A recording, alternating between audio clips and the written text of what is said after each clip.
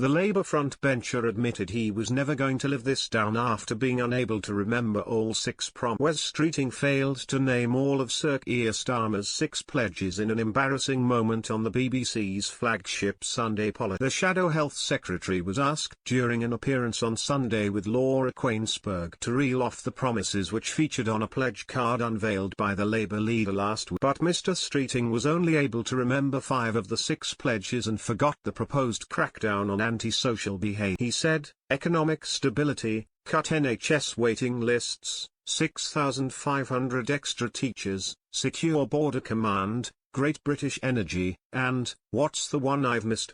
I've done them out of all. He was forced to pull a pledge card out of his pocket to complete the list. Mr Streeting added, the annoying thing is I was preparing for that question and still fluffed it.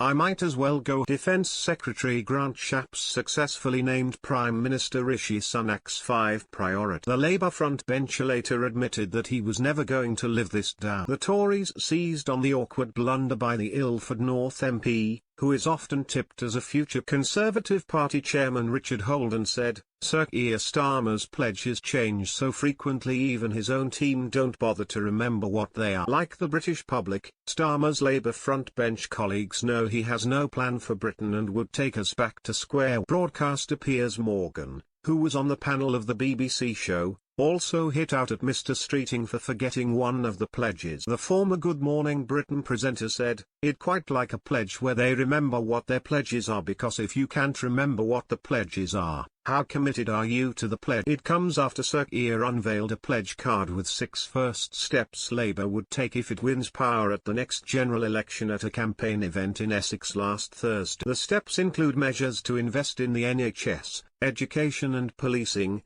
to set up a new national energy company and an elite border force, and to promote economic stability. But the Labour leader denied the 6 vows were a scaled-back version of his party's ambitions for government set out previously in 5 missions for national renewal. He said, "We're not reducing the mission.